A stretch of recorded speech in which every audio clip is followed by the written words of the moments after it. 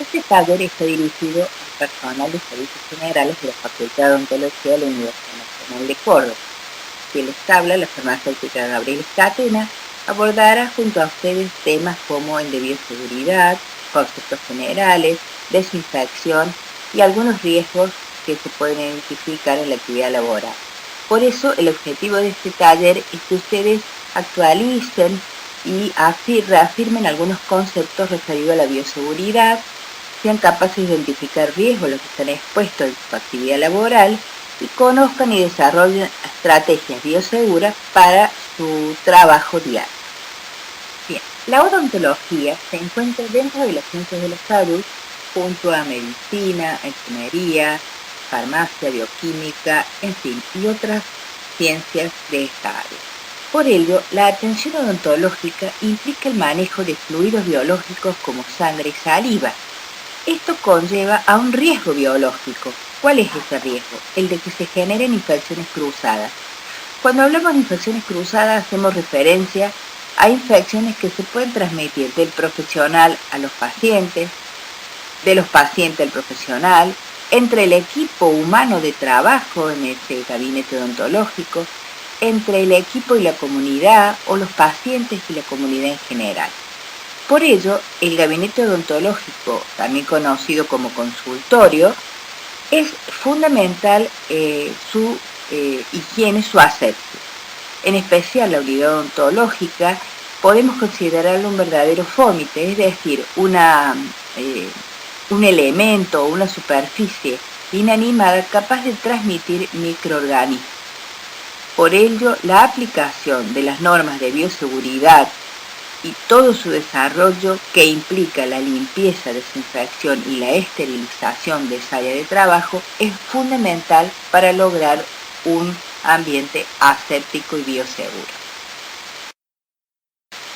Previo a definir qué es la bioseguridad, debemos analizar un concepto más general que es el de higiene.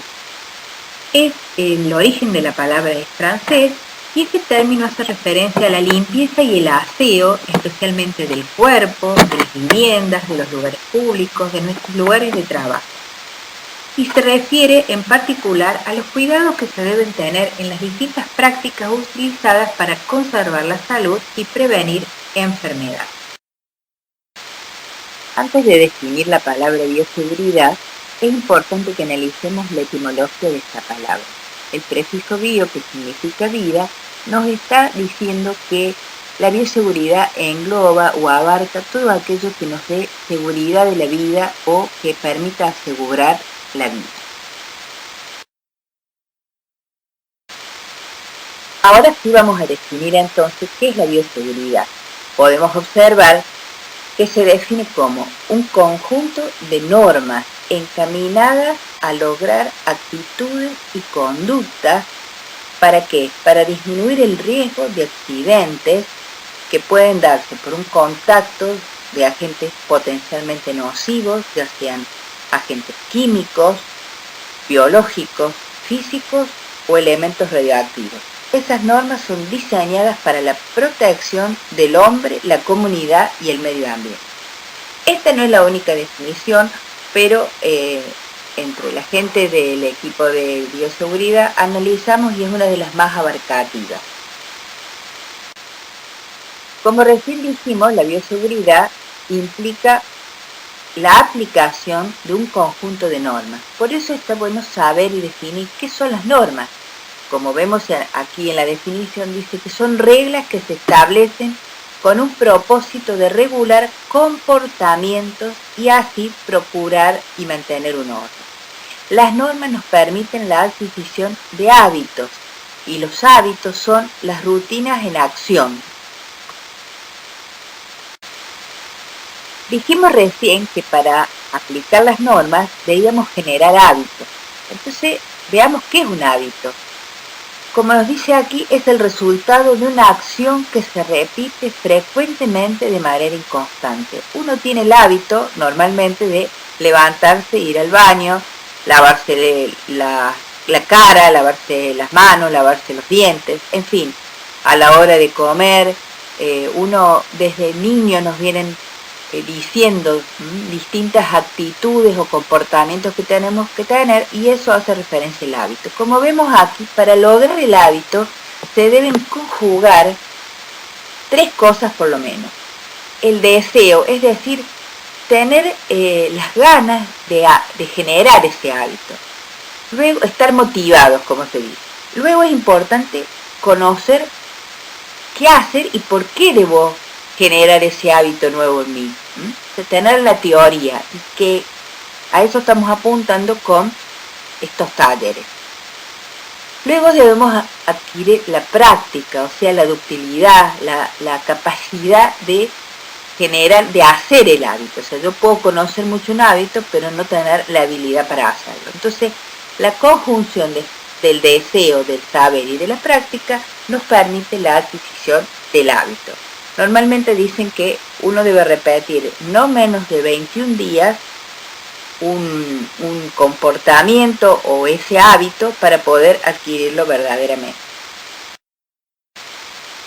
La bioseguridad, por tanto, está basada en 3 principios o pilares fundamentales: la universalidad, las barreras de protección y las medidas de eliminación. A su vez, estos pilares están asentados sobre una base o cimiento que son las precauciones universales, de las cuales ya vamos a ir hablando a medida que avancemos. La universalidad es un principio que permite o que nos lleva a considerar a todos los fluidos biológicos potencialmente patógenos, implicando esto un riesgo para la salud. Significa entonces que debemos atender a todos los pacientes por igual y debemos protegernos y protegerlos con las medidas y las barreras adecuadas. Lo estamos viendo en este caso de la pandemia, que nos están diciendo el uso del barbijo es para proteger a los demás. Y a su vez, si todos usamos barbijo, me están protegiendo a mí. Porque en cierta forma estamos considerando que todos estamos potencialmente infectados. Y a eso hace referencia la universalidad. Bueno, otro de los pilares fundamentales de la bioseguridad decimos que son las barreras de protección. Y en este sentido son incluidas las vacunas, de las cuales los agentes de salud necesitamos tener sí o sí contra el tétano, la hepatitis B, y se sugiere la aplicación de la vacuna de la gripe. Cuando tengamos la del COVID-19, seguramente también se exigirá esta vacuna. Y dentro de las barreras físicas implica todo lo que sea equipos de protección personal.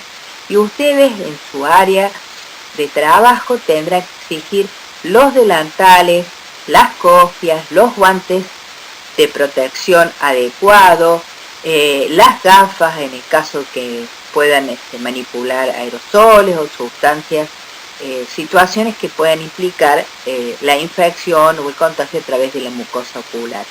El calzado adecuado también. Entonces es fundamental identificar qué barreras de protección van a necesitar ustedes. Aquí hay algunos ejemplos más generales a nivel a lo mejor propio de los profesionales odontológicos, pero quien más quien menos todas las barreras son parecidas.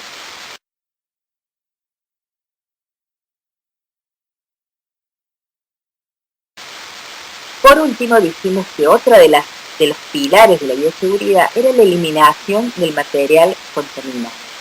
Para ello existe una clasificación de los residuos en residuos domiciliarios, residuos patógenos y residuos peligrosos. En referencia a este tema lo abordará bien en detalle la odontóloga Mónica Vela. Bueno, existen distintos niveles de bioseguridad, nivel 1, 2, 3 y 4. Esto va en aumento, digamos, el nivel 4 sería aquel ámbito en donde se extremen o exista la mayor cantidad de barreras de protección de acuerdo al tipo de microorganismo que se manipula. Por ejemplo, el laboratorio donde se manipula el virus del ébola o a veces las bacterias de la tuberculosis, en ese caso se deben extremar los cuidados y son niveles de seguridad mayor.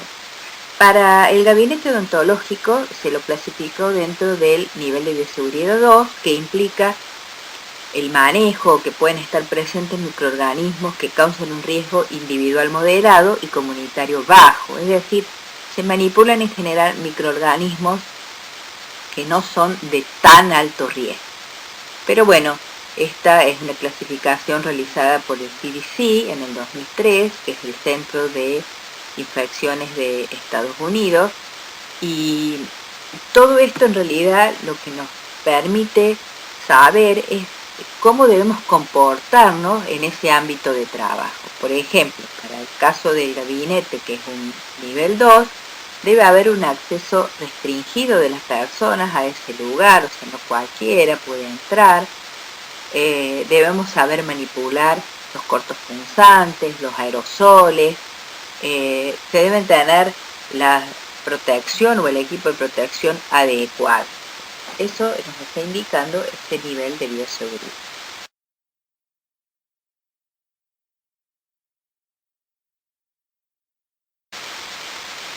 Bien, dijimos entonces que las precauciones universales eran la base de la bioseguridad.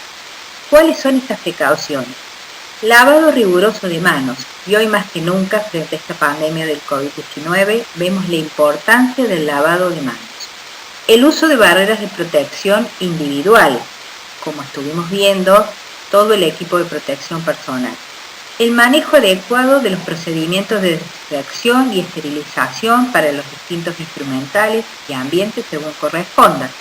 El manejo adecuado y la prevención de los accidentes de trabajo con elementos cortopunzantes o punzocortantes. Y el manejo y eliminación de residuos, tema del cual se va a encargar y explicar Mónica Vega. Bueno, como sabemos, el lavado de manos es una de las primeras y principales precauciones universales, ya que aunque no los veamos, los microorganismos están. Ellos son microscópicos, obviamente, porque tienen un tamaño tal que nuestro ojo no los puede percibir, pero se encuentran.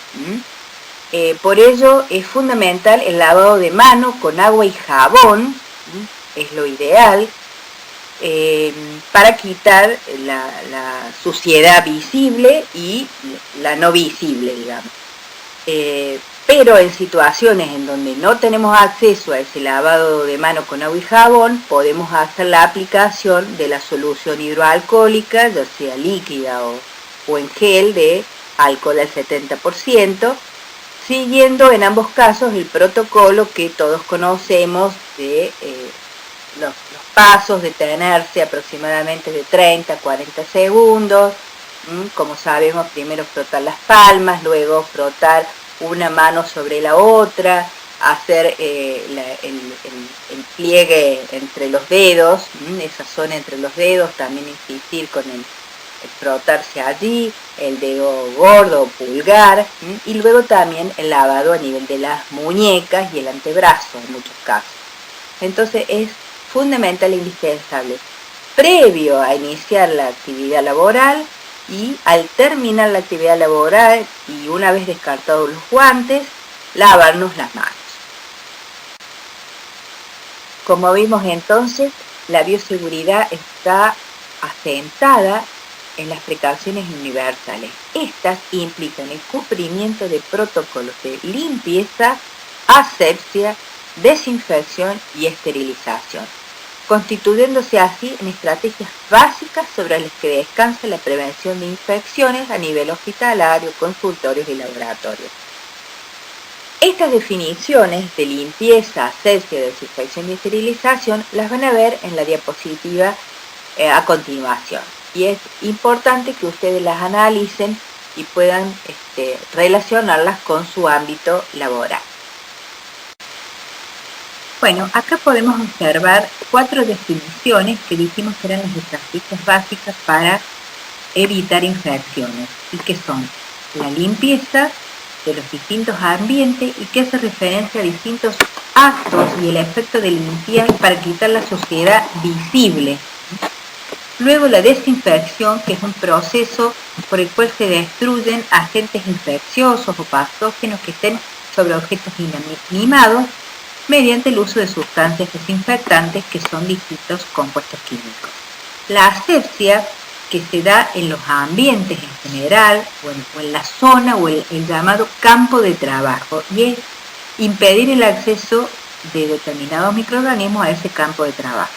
Y la esterilización, que es la destrucción o eliminación de microorganismos de todo objeto inanimado, pero también se elimina la forma esporulada.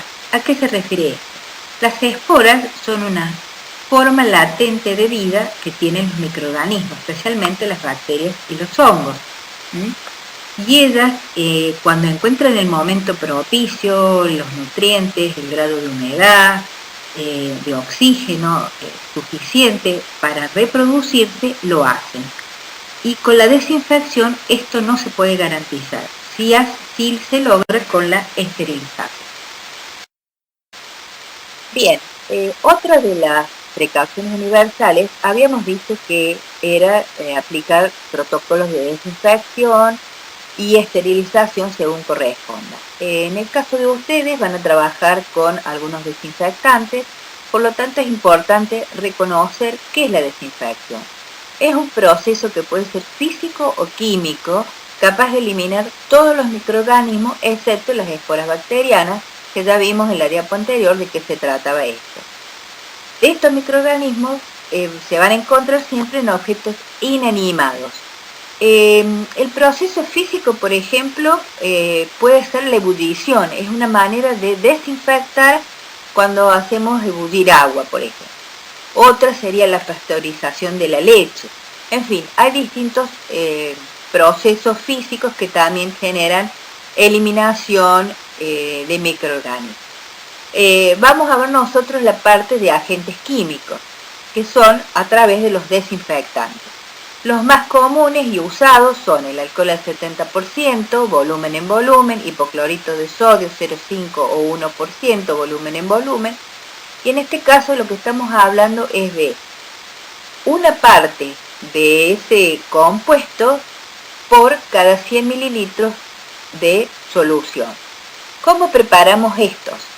Según Farmacopea Argentina, el alcohol al 70 se prepara midiendo 73 mililitros de alcohol puro, o sea del de 96 grados, y se le agregan 27 mililitros de agua.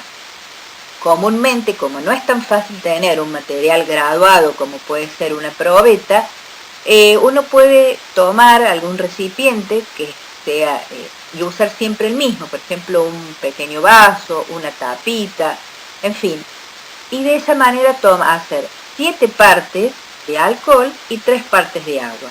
Y vamos a obtener una solución capaz de eliminar y matar microorganismos, ya que actúa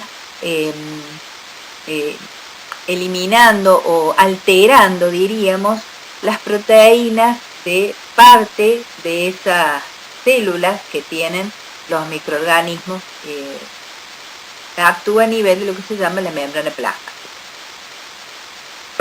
En el caso del hipoclorito, lo podemos preparar por cada litro de solución tenemos que tener 10 mililitros de hipoclorito de sodio o de la lavandina comúnmente comprada, la que dice 55 gramos por litro debe estar.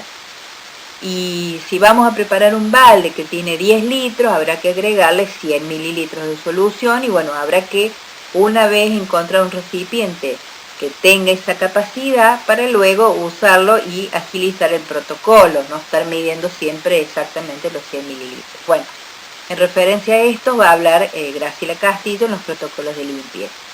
También los amonios cuaternarios son usados en la limpieza doméstica y cuando hablamos de esto, que son desinfectantes de un nivel más bajo, nos hacemos referencias al Prosenet, al Glade, en fin, a estos de uso doméstico.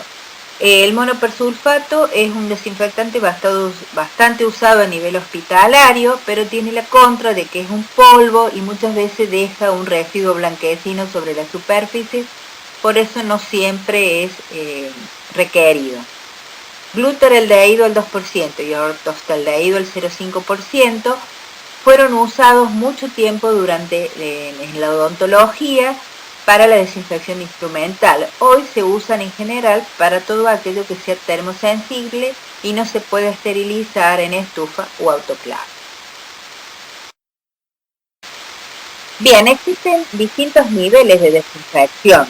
En el caso de, por ejemplo, el glutaraldehído, el ortoxaldehído 0,55 que habíamos visto anteriormente, el peróxido de hidrógeno, que es el agua oxigenada, y otros, son desinfección de alto nivel y muchas veces se aplican en instrumentales o productos médicos que no pueden ser esterilizados.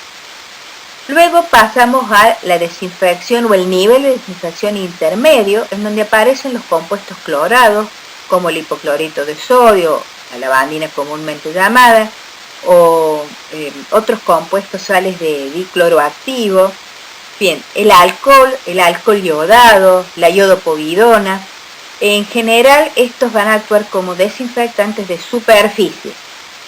Y luego también tenemos algunos desinfectantes de nivel bajo, como habíamos dicho, los amonios cuaternarios. Por eso pueden ser usados a nivel doméstico, pero no se utilizan en general en instituciones.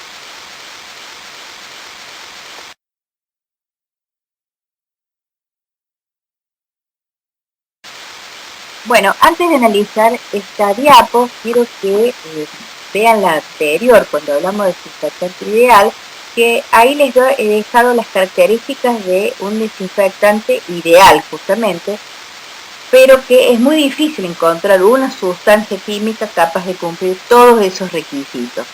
Por lo tanto, uno trata de analizar lo que se llama el costo-beneficio y seleccionar la mejor opción. Bueno, aquí es importante establecer una diferencia entre qué es un antiséptico y un desinfectante. Ya de desinfectante hemos hablado y hemos visto que son sustancias químicas que pueden eliminar y matar microorganismos de sus objetos inanimados. Mientras que los antisépticos también son compuestos químicos capaces de eliminar y matar microorganismos, pero de superficies vivas, como por ejemplo nuestra piel o nuestras mucosas. El alcohol etílico entonces al 96% sería el alcohol puro, que conocemos comúnmente, compramos en las farmacias. La clorexidina al 0,2, que es un enjuague bucal, muy importante como antiséptico a nivel bucal. Los jabones antisépticos aparecen aquí, por ejemplo, el Espadol, el Lisofor y otras marcas comerciales. Soluciones yodadas, por ejemplo, un alcohol yodado o el famoso Pervinox, también en Bertiolate, también está por estos lados. Y bueno, y las soluciones de peróxido de hidrógeno, que en general son antisépticos. Algunas de estas soluciones, como las yodadas y el peróxido, también son desinfectantes. Lo que pasa es que tienen contraindicaciones. Por ejemplo, las soluciones de yodo manchan, tienen ese color amarronado, amarillento, que van a manchar una superficie, por lo tanto no es aconsejable usarlas como un desinfectante, pero sí se puede usar como antiséptico.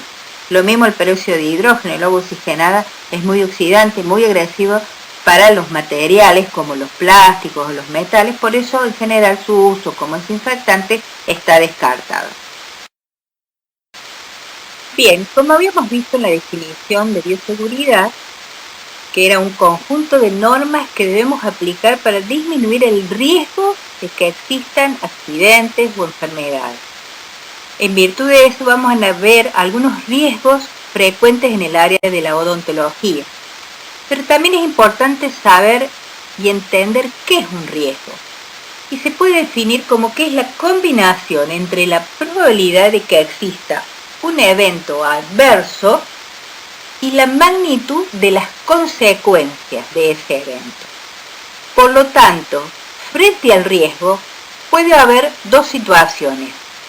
Podemos prevenirlo, para eso tenemos distintas metodologías, técnicas, protocolos de trabajo, barreras físicas, etc. O bien, si no lo prevenimos, ese riesgo podrá transformarse en un accidente o enfermedad.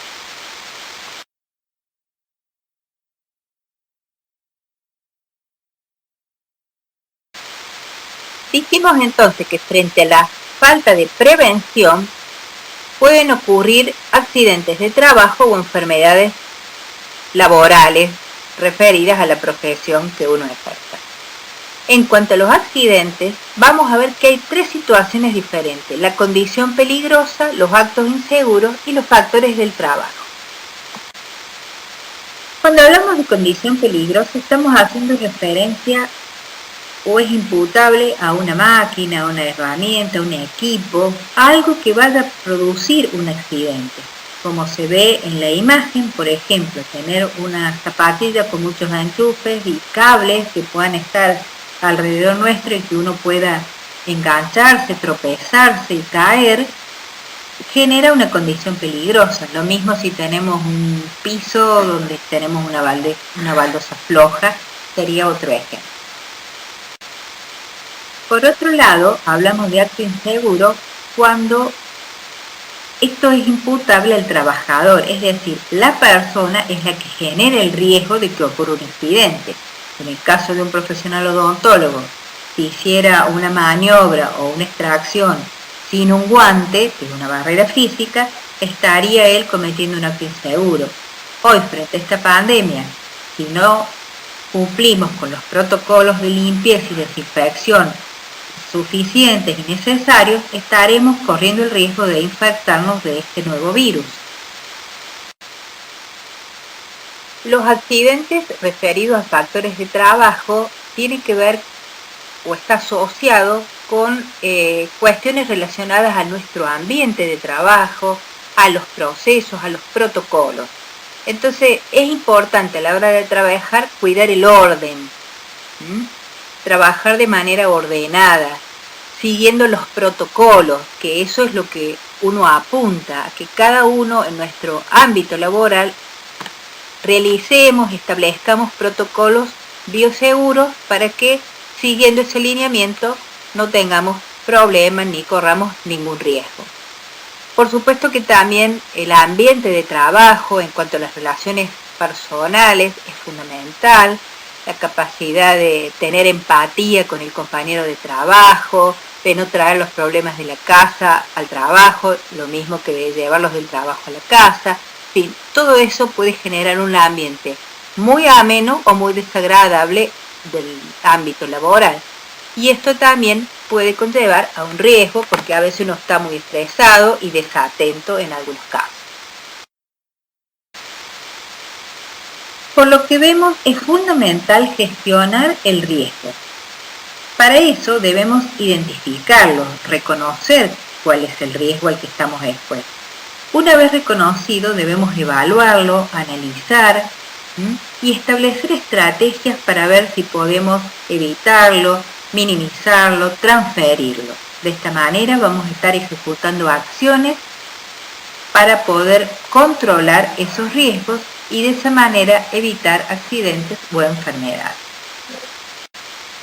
Como podemos observar, existe una clasificación del riesgo que está relacionado con la naturaleza de la tarea que se desarrolla y con el área de trabajo. En este caso, la odontología tiene un riesgo alto en cuanto al manejo de fluidos como son la sangre y la saliva. Pero si analizamos el área del mantenimiento de equipos, unidades odontológicas, aparatos de radios, estamos frente a un riesgo medio, porque ya en muchos casos el contacto con la sangre no es permanente. Y en el caso de oficinas administrativas, secretarías, cátedras, etcétera, el riesgo es bajo porque allí ya no va a haber fluidos biológicos presentes como si fuera la sangre. Bueno, los riesgos se clasifican de acuerdo a su naturaleza en 5 grupos. Y hablamos de riesgo químico cuando se trata de la manipulación de sustancias tóxicas, como pueden ser el hipoclorito de sodio y otros desinfectantes. Riesgos físicos que tienen que ver con, por ejemplo, la generación de traumas como una herida cortante debido a la manipulación de cortopunzantes o de material de vidrio que pueda llegar a romperse. La manipulación de los aparatos radio puede llevar a un exceso de radiación y generar un riesgo físico. En cuanto al riesgo biológico, por supuesto que hace referencia a los residuos patógenos, que hay que tener sumamente cuidado porque esto nos puede llevar a un proceso infeccioso. En cuanto al riesgo psicológico, tiene que ver un poco como hablábamos del ambiente de trabajo, el estrés, situaciones de angustias, a veces la inestabilidad laboral, todo eso que afecta a nuestro sistema nervioso. Y en cuanto a los riesgos ergonómicos, tiene que ver mucho con la relación que uno tiene con el lugar, nuestro cuerpo y el lugar de trabajo, las posturas. Es fundamental aprender a pararnos bien, a acomodar nuestro cuerpo para que sufra lo menos posible esa repetición a lo largo de nuestra jornada laboral. Como podemos ver entonces, luego de todo lo tratado, es fundamental anticiparse al riesgo. Y de esta manera estaremos previniendo y evitando accidentes o enfermedades. Podemos concluir analizando y viendo que el gran desafío para los agentes del ámbito de la salud, ya sea los profesionales, todo el equipo humano de trabajo, las distintas áreas de limpieza, no docentes, docentes, etc., es ser gestores de la bioseguridad. ¿Y esto qué significa? Actuar. Gestionar es ponerse en acción. Por lo tanto, los invito a que todos seamos gestores de la bioseguridad. Muchas gracias y bueno, estaré a través del doctor Pablo y su grupo a disposición de ustedes para cualquier cosa.